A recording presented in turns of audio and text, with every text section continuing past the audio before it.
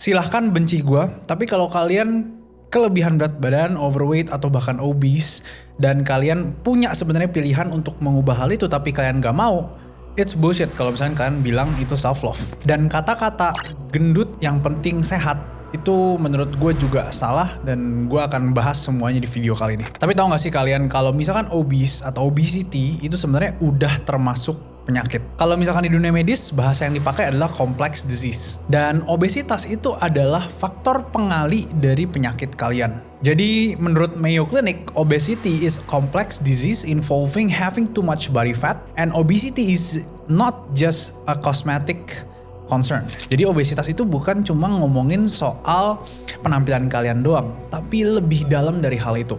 Obesitas itu sekali lagi bukan cuma penampilan doang, karena mungkin aja ketika kalian berlebih berat badan, masih ada orang yang akan find yourself attractive, apalagi kalau kalian punya kepribadian yang baik juga. Tapi silahkan kalian pikir pakai logika kalian. Obesitas itu akan meningkatkan beberapa resiko yang akan gue sebut di sini. Obesitas menaikkan kemungkinan kalian kena penyakit jantung sebesar 81%. Resiko stroke sistemik itu naik sekitar 64%. Orang yang obesitas juga menaikkan kemungkinan mereka kena diabetes tipe 2 sebesar 90%. Pada wanita, resiko dari kanker endometrium itu naik 2-4 kali lipat. Yang terakhir, kita nggak bisa lupain juga soal depresi. Orang yang obes itu kemungkinan depresinya juga lebih tinggi. Secara angka meningkat sebesar 55%. Jadi at least sebelum kalian keluar self love, kalian pikirin dulu soal kesehatan kalian. Karena menurut gue sekali lagi ya, obesitas itu bukan cuma masalah penampilan aja, tapi masalah kesehatan kalian. Memang ada kemungkinan di beberapa waktu orang yang obesitas itu mempunyai biomarker ataupun nilai-nilai kesehatan yang kita bisa lihat dari tes darah, mungkin itu nilainya cukup baik.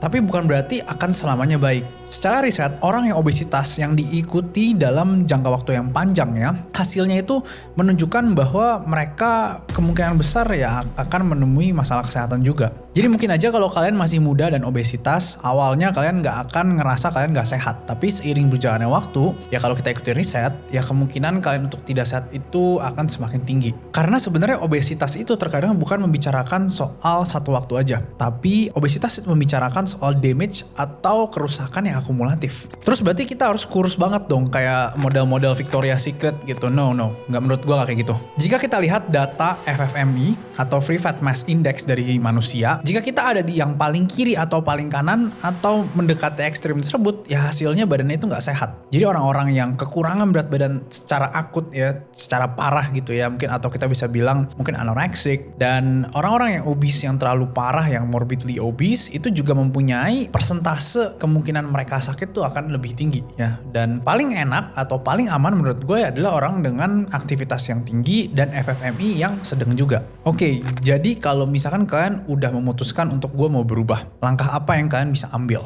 Sedikit cerita, gue punya klien yang berat badan awalnya itu 107 kg, mungkin hampir 108, dan sekarang setelah udah 3 bulan berjalan, kita latihan hampir 4 bulan, itu udah turun sekitar 11-12 kilo.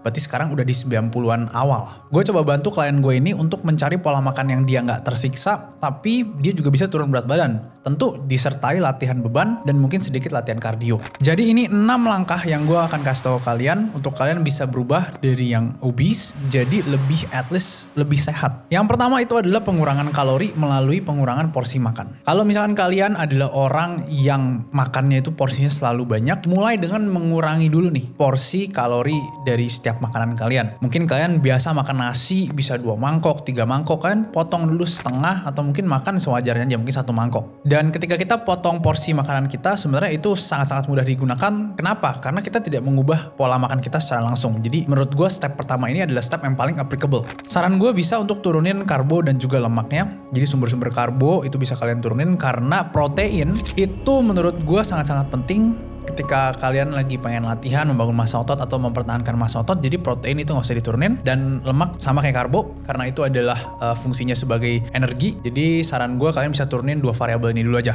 Yang nomor 2 itu adalah kurangi kalori lewat pemilihan makanan. Kalau misalkan step pertama nih, kalian ngerasa, oh gue makannya udah dikit kok, tapi berat badan gue belum turun. Maka mungkin ada beberapa tipe makanan yang kalian bisa untuk substitusiin. Bukan maksud gue untuk takut-takutin kalian, jangan makan A, jangan makan B. Tapi memang secara logika, ultra processed food itu mempunyai kalori yang lebih tinggi dengan volume yang lebih rendah. Maksud gue gimana? Ketika kalian mengurangi kalori melalui mengganti makanan, berarti kalian harus mengganti makanan yang kalorinya tinggi dan volumenya rendah menjadi yang kalorinya rendah dan volumenya tinggi. Coba kalian bandingin kira-kira nih 100 kalori dari makanan ultra processed food dibanding dengan 100 kalori dari buah, let's say. Pasti kalian bisa bayangin kalau ultra processed food, let's say misalkan corned beef ataupun makanan-makanan junk food, itu ukurannya akan kecil.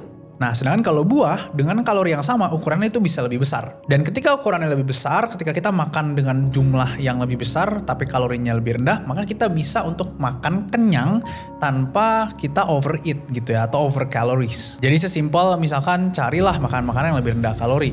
Dari mungkin pilihan minyaknya dikurangin, bisa juga karbonya kita bikin lebih kompleks. Tujuannya biar ketika kita makan, kita kenyangnya akan lebih lama. Yang ketiga itu adalah pilih pola makanan yang lebih teratur. Preference gue atau saran gue itu di angka 2-3 kali dulu aja. Kenapa? Karena 2-3 kali itu memungkinkan kalian untuk membagi makanan kalian lebih rata. Karena ada beberapa orang ya ketika mereka makan yang gak teratur, bisa aja ketika mereka lapar banget, mereka overeatnya parah gitu. Dan dengan membuat makan kalian tuh teratur, kalian akan lebih gampang untuk monitor.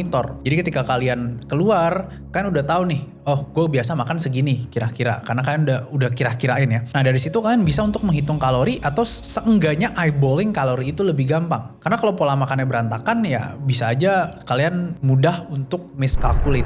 Yang keempat itu adalah naikkan proteinnya. Ketika kalian udah mungkin turunin berat badan, udah mulai turun, saran gue bisa untuk introduce lebih banyak protein. Kenapa? Karena satu, protein itu merupakan bahan dasar otot. Jadi otot kalian itu akan lebih cenderung terjaga ketika proteinnya tinggi. Setelah itu protein juga menurunkan yang namanya hunger level karena protein ini merupakan makronutrisi yang mengenyangkan ya, atau satiating. Kalian bisa incer minimal 1,6 sampai 2 gram per kilogram berat badan. Jadi misalkan gue 80 kilo, maka gue akan incer ya kira-kira 80 kali 1,6 sampai 160 gram protein per hari. Yang kelima itu adalah latihan beban. Kenapa nggak kardio dulu? Simple, karena ketika kalian punya otot yang lebih besar atau massa otot yang lebih banyak, maka pengeluaran energi kalian atau kalori harian kalian akan semakin tinggi. Jadi dari kenaikan otot kita, jika kita makannya gue asumsikan sama terus, maka lama-lama kita akan berada di kalori defisit. Kenapa? Karena ototnya itu tinggi dan dia butuh energi lebih banyak. Yang keenam, baru kalian masukin kardio. Kardio itu adalah menurut gue senjata penurunan berat badan yang paling oke banget. Kenapa nggak angkat beban? Karena angkat beban itu tetap kalian perlu waktu ya untuk membangun otot. Jadi butuh waktu yang panjang sampai kalori harian kalian tuh naik. Tapi kalau kardio, kalian bisa untuk misalkan 10.000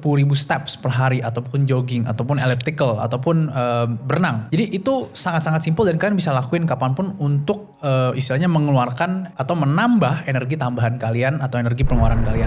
Jadi secara kesimpulan bisa gue tutup, kalau misalkan kalian sayang sama diri kalian sendiri, ketika kalian bilang kalian mau self love, maka langkah logis yang kalian akan lakukan itu justru adalah menambah atau meningkatkan kualitas kesehatan tubuh kalian. Jadi ketika kalian obese atau mungkin kalian kekurangan berat badan, ya coba kalian consider apakah itu kalian menerima aja tapi tanpa melakukan aksi apa-apa, atau kalian adalah tipe orang yang kayak gue yang mau berubah ke arah yang lebih baik. By the way, izinkan gue untuk bantu perjalanan fitness kalian. Mungkin dari kalian yang belum tahu apa-apa, kalian tinggal join ke Academy Fitness, ke Discord gratis ya, meskipun gue ada yang premium, tapi kalau untuk kalian yang baru mulai silakan masuk ke yang gratis. Dan di situ gue akan sediain informasi yang kalian mungkin ingin tahu terkait perjalanan fitness kalian. Jadi gue Dionix Jaya, gue izin undur diri, sampai jumpa di video yang selanjutnya.